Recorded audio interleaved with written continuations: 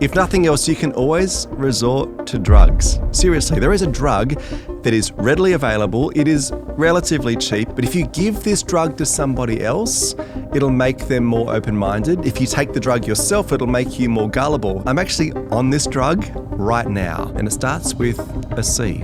And in fact, I've got some right here, right now.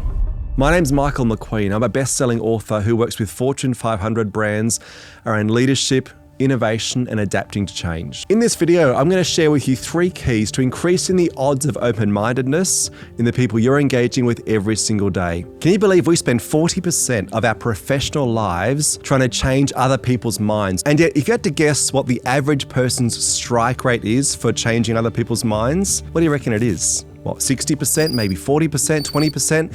Try 3 to 5% of the time. Are we actually successful in changing other people's minds? That's according to a study at Cornell University. Now, these aren't great odds. And the question becomes, why are we so ineffective at changing other people's minds? I remember having a conversation with a woman named Helen at the Hilton Hotel. I was speaking at a conference and she came back to the back of the room after I spoke. This was her challenge. How do I influence up? She said, I can see from all the things you've talked about in your keynote today around the changes, the disruptions coming for our industry, how much we need to change. In fact, she said, I know if we don't change, we've got about 5 or 6 years before we are out of business. But she said, I cannot get my executive team to see the light.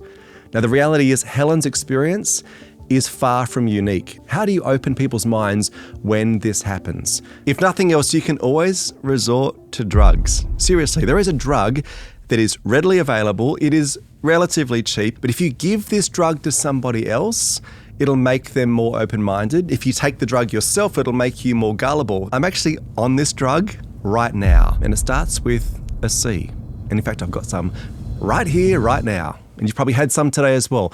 Caffeine or coffee is one of the most persuasive things that you can give to somebody else. It'll make them more open-minded, but if you take it yourself, it'll make you more gullible. Now, if you don't want to resort to drugs, here are 3 things you can try doing to increase the odds of someone else being open-minded. Number 1 is to aim for affinity. This is about getting someone on board with you before you try and get them on board with your view or your perspective or your argument. Now, this question of what does it take to get through to people who may be closed-minded is not a new question. So 2,400 years ago, Aristotle turned his attention to this very question. What he came up with was what became known as the 3 foundations of rhetoric. These were the skills required to win somebody over to your perspective or your point of view. Those 3 elements: ethos, pathos, and logos.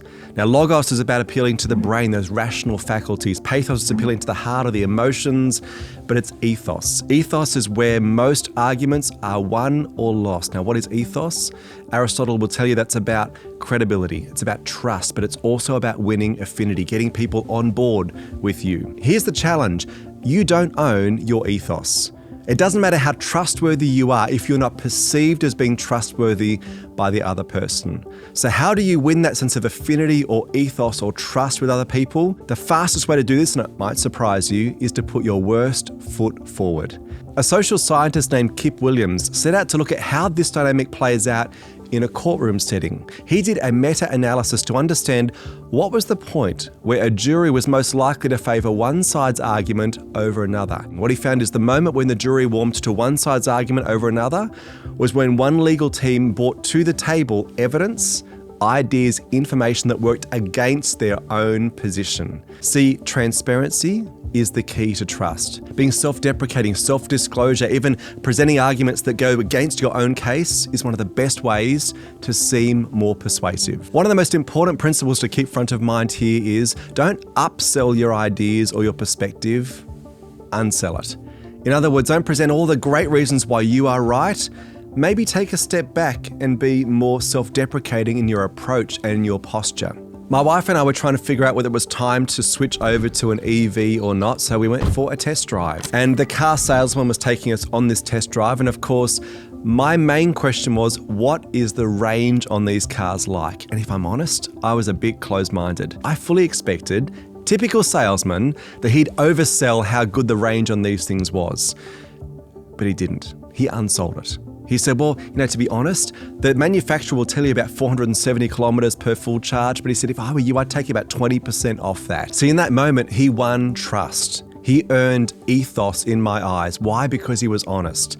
And the truth is, if you are confident in your view, you won't be insecure or scared to consider the opposing perspective or even to present that in a conversation. Number 2, get in sync. Do you know there's a hormone in your brain that'll determine how much you like or trust someone? Now, even if you've never heard of oxytocin before, you know what it feels like. It's that feeling you get when you have a conversation with someone and you walk away from the conversation and you think, I really gelled with that person. I really clicked with them. I don't know why. You know why? It's because oxytocin was released. The researcher who's done the most valuable work looking at how oxytocin operates in our bodies and our brains is Dr. Paul Zak, based at Claremont Graduate School in California. And one of the things he's landed on in terms of what releases oxytocin in others is synchronicity, getting in sync with the people we're looking to engage with. And so I was speaking with Paul recently over lunch and I said, how do you do this? How do you build that synchronicity that releases oxytocin in a non-awkward way?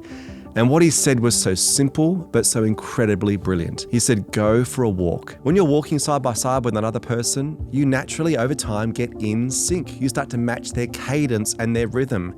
That's when oxytocin is released. That's when their mind is most likely to be open. And hey, if you can throw a coffee in while you're doing the walk, that's a surefire winner. Now, it's not just about getting your bodies in sync, but also your minds. And one of the best tools for doing this is a little sales trick called feel, felt, found. Now, the first one is feel, which is all about empathy, showing that you understand, can identify with how the other person feels. The second F is felt.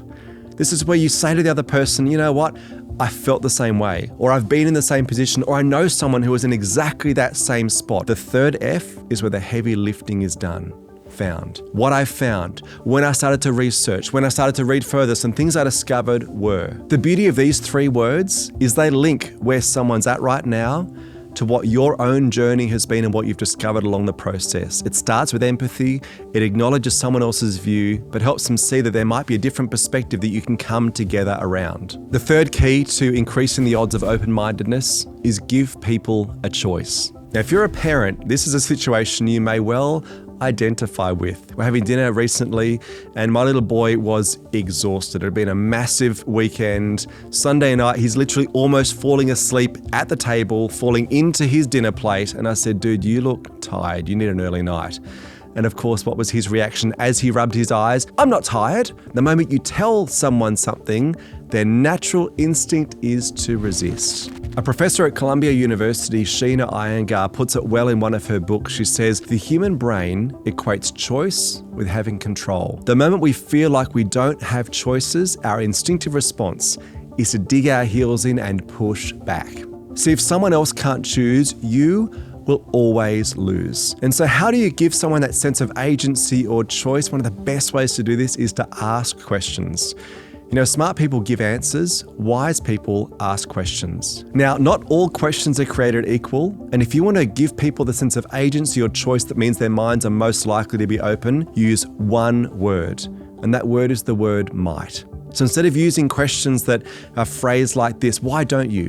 Why won't you? Why aren't you? The questions become, why might you?